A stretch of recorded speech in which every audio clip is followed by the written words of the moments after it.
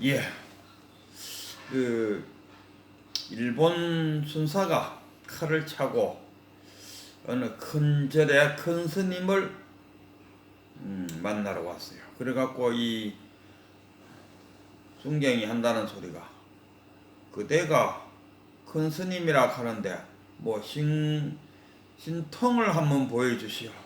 이렇게 햇박처럼 이야기했다 하더만요. 그러니까 스님이 시자야 하니까 시자가 왔어요. 시자야 저기 계곡에 가서 시원한 냉수 한 컵 떠 갖고 온나 했더니 뭐 시자가 냉수 한 컵을 떠왔어요. 그리고는 그 승경한테 턱 내밀었어요. 자, 한 잔 마시보시오. 그 승경은 널떨떨한 김에 그 물 한 잔을 쭉 마셨다니까. 그러니까 큰 스님 하는 말이 이게 바로 신통이요. 승경이 뭔 말인지 못 알아들어서 이게 무슨 신통이요 하니까 그대가 손가락 하나 까딱하지 않고 저 깊은 계곡에 있는 시원한 물을 마실 수 있게 되었으니 이게 신통 아니고 무엇이요. 그러니까 이 승사가 그래도 알아듣긴 알아들었는 모양입니다. 절을 하고 까딱하는 거 보면 방거사, 중국의 방거사가 잘 하는 말이 신통묘이다. 어느 것 하나 신통하지 않는 것이 없다. 산에 가서 나무하고 밥 짓고 뭐 걸어 다니고 하는 거 신통하지 않는 것이 없다. 근데 우리 중생들은 왜 합니까? 당연한 것으로 알고 있어. 그거 말고 신통한 거 말고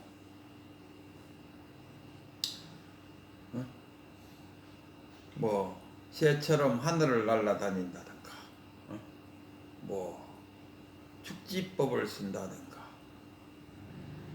뭐 그런 걸 해야지 신통하지. 어찌 밥 먹고 잠자고 뭐 그게 신통한 겁니까? 근데 우리가 그 만약에 병이 들어갖고 건강을 잃어버렸다. 이래 될 때 그 건강이 정말 중요하다는 것을 안다 아닙니까? 그러니까 건강하게 사는 이 자체가 아이고 신통하구나 이래 되네. 그러니까 우리가 그 깨닫는다, 견성한다 할 때 본래 면목, 자기의 본래 면목으로 돌아가는 겁니다. 뭔가를 얻는 것이 아니고 원래 내가 가지고 있었던 그 본래 면목으로 되돌아가는 그 자체를 우리가 깨닫는다 이래요. 뭐 축지법을 하는 방법을 얻는다든가 뭐 다심통을 얻는다든가 이게 깨닫는 것이 아니고 본래 면목, 원래 우리가 갖고 있는 그 본래대로 부모에게 나기 전에 어떤 것이 본래 면목이든고 거기로 돌아가는 그 자체를 우리가 깨달음 견성이라 그러죠.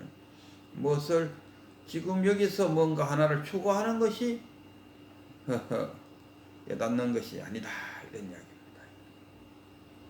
그래서 우리가 깨닫고 못 깨닫고의 그 차이점은 어떤 이는 친구 따라 강남 간다고 친구 따라 큰 스님 법문 들으러 왔다가 친구는 깨닫지 못하고 따라온 친구가 깨달음을 더 얻었다는 이야기.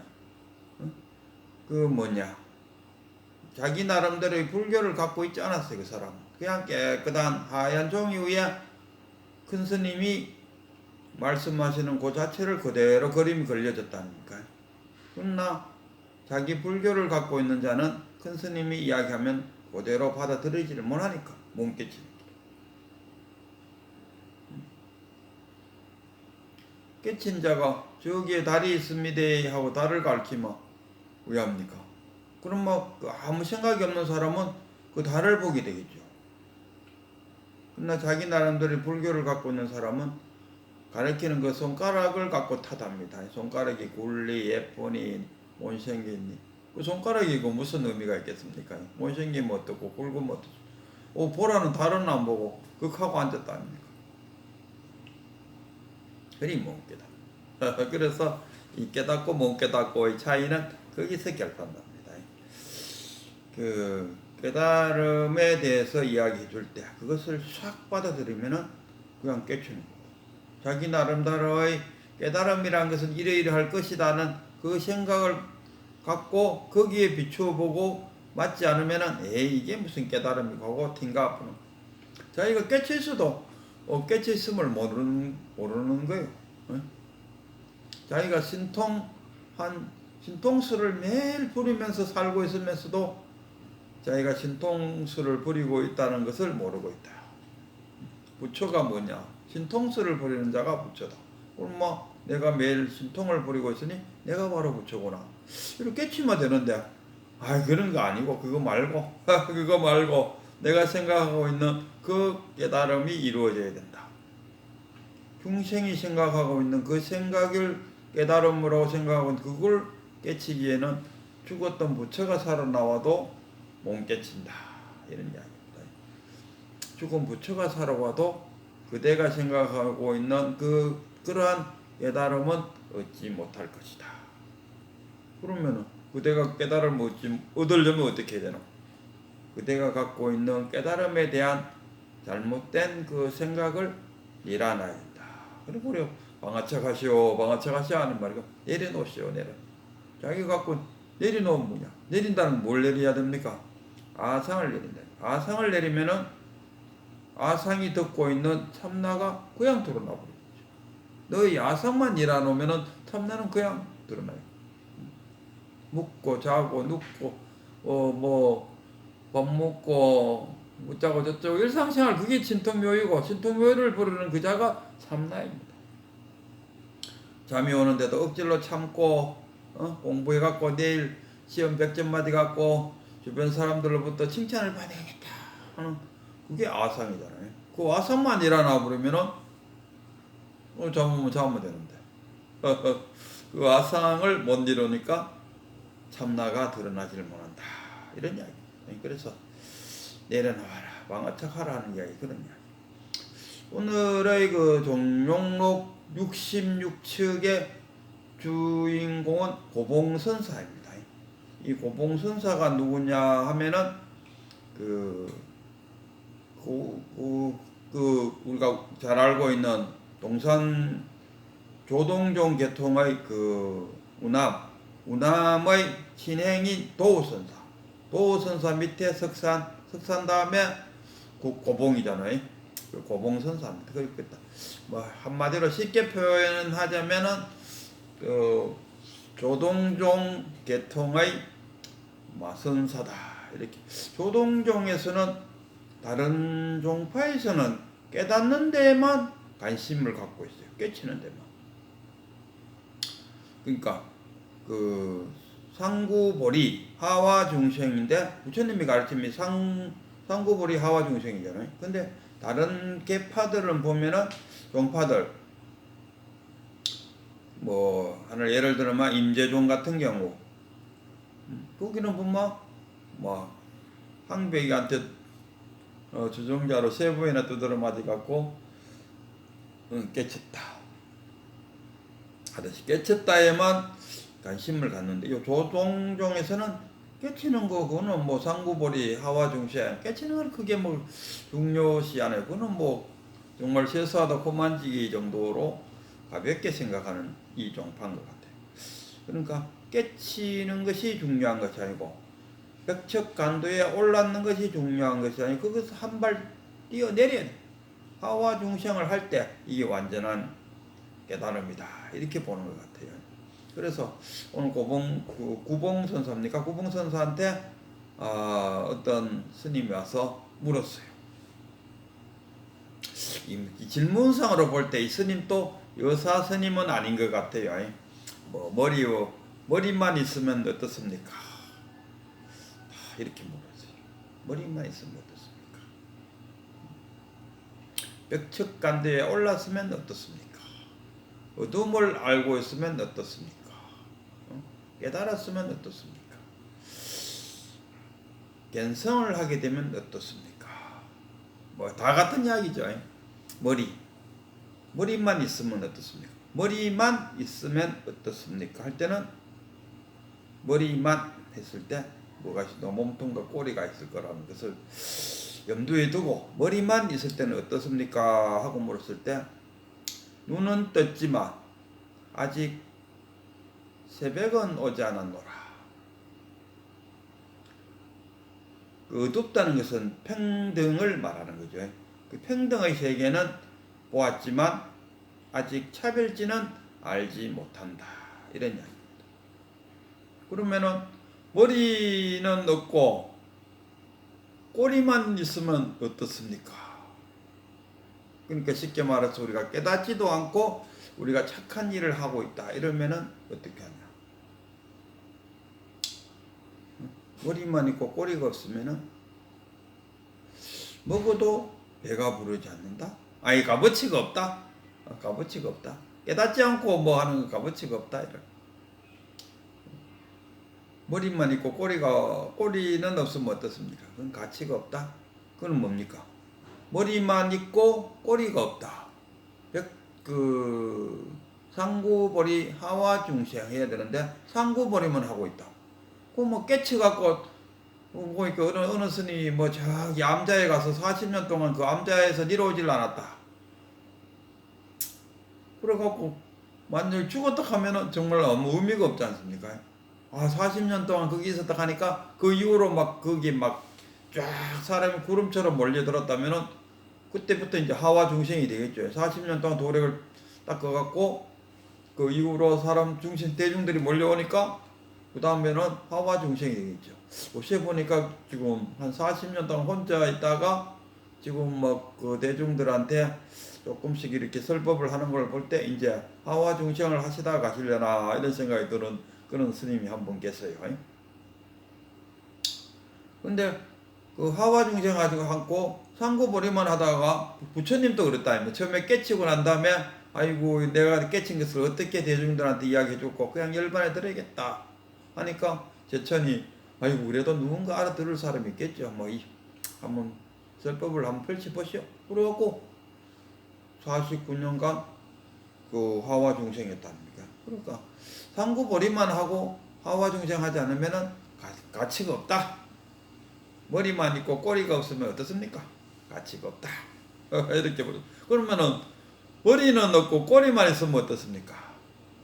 머리는 깨치지 않고 아까처럼 우리가 중생이 그냥 신통하게 살고 있다. 심통을 부리며 살고 있다. 배고프면 밥 먹고 옆에 사람 불쌍하면 도와주고 이거는 먹어도 배가 부르지 않는다. 이렇게 표현하더라고요. 그러면은 머리는 없고 꼬리만 있으면 어떻겠냐.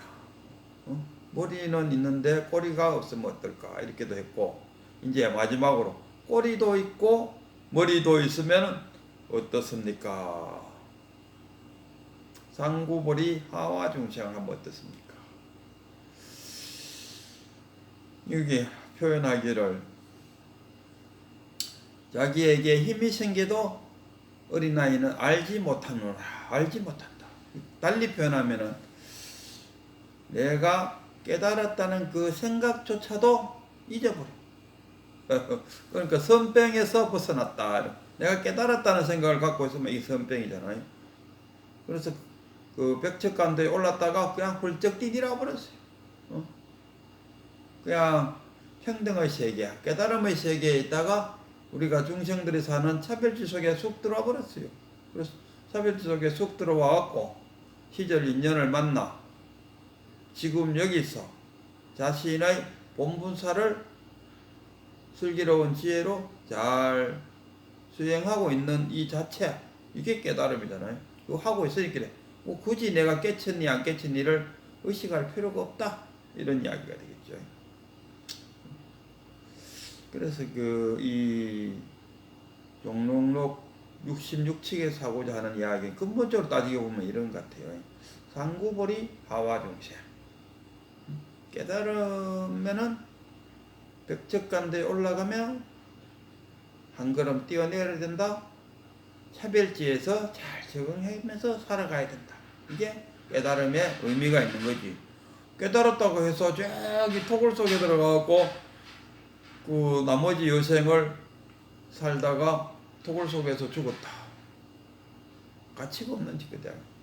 깨쳤으면은 그 깨침을 대중과 같이 살면서 그하니까 지금 종파스님 지금 새로 그 조계종 종정예하가 되신 그 성파스님이 이야기가 자기 그러더라고요. 자기 스승이 자기한테 해준 말 중에 하나가 대중들과 같이 살아야 된다. 깨쳤으면 대중들하고 같이 살면서 그 깨침을 대중들한테 스며들게 해야지. 지 혼자 깨쳤다고 저기 암자 꼭대기 올라가고 에헴 하고 앉아서 뭐하냐 이거. 그래서 자기는 그 성파 스님은 우리 그 스님이 하는 말씀이 늘 대중과 함께 살아야 하는 말을 듣고 자기는 늘 그렇게 대중들하고 같이 살라고 애쓰고 있다. 우리 동안에 나도 한번 가보고 싶어요. 어디입니까? 통도사 올라가면 무슨 암자가 있는데 거기에 뭐 도자기를 굽어갖고 도자기에 84,000 법문을 새기기도 하고 뭐 또 아주 멋있는 정원도 꾸며놓고 보는 것이 도이다 할 정도로 보는 것이 깨달음이다. 와서 보면 다 깨칠 것이다. 그런 이야기를 하시는데 아이고 저도 그게 바로 평상심이 도이다. 누구지야 평상심이 도이다. 남전입니까? 맞아 남전 조주로 이어지지 않습니까? 그 계통의 사람들이 하는 말이 평상심이 도이다. 그러면 그 도로 나아가려면은 어찌 뭐 배워야 됩니까? 배우면 벌써 어긋나 버린다. 그냥 깨치야 될 뿐. 그런 이야기 같아요. 그래서 이 깨달음에만 매달리지 말고 깨치갖고 깨쳤다는 것은 평등의 세계, 어둠의 세계를 우리가 평등의 세계라죠. 깨치는 것은 평등의 세계, 그 평등의 세계에서 머무르면은 이게 선병이다. 그러면은 밝음의 세계로 나와야 된다. 이 밝음의 세계가 뭐냐? 불교에서 말하는 차별의 세계입니다. 차별지가 뭡니까? 우리 중생들이 살아가는 이 삶의 터전이 차별지잖아요. 우리가 그 전생의 업들에 의해 갖고 각자가 차별지에서 살게 된다. 이 차별지에서 살면서 슬기로운 지혜를 갖고 잘 우리가 분별하지 마라 하는 것은 깨달음에 이르는 그런 어떤 분별을 하지 말아야지. 일상생활을 살아가면서 자동차와 기차도 분별하지 못한다 하면 말이 안 되잖아요. 잘 슬기로운 지혜로 잘 분별하면서 달리 말하면 차별지에서 잘 분별하면서 그 현상 속에서 사는 것이 아니고 깨치야지. 그러니까 깨달음이 꼭 필요한 건 머리가 꼭 필요한 것은 깨달음이 없으면은 자기가 만든 세계 즉 현상에서 살게 된다니까. 그러나 깨치게 되면은 재행 실상이 되는 거죠. 재행 무상이 아니고 재행 실상이 되죠. 그러니까 깨쳐야 재행 실상이 될 수 있다. 그래서 깨달음이 필요한 것이고 잘 깨쳐갖고 이 재행 실상에서 슬기롭게 자신의 본분사를 행하면서 살아가는 그런 삶을 살아라 하는 것이 이 꼬치에서 가르침이 아닌가 이렇게 생각합니다.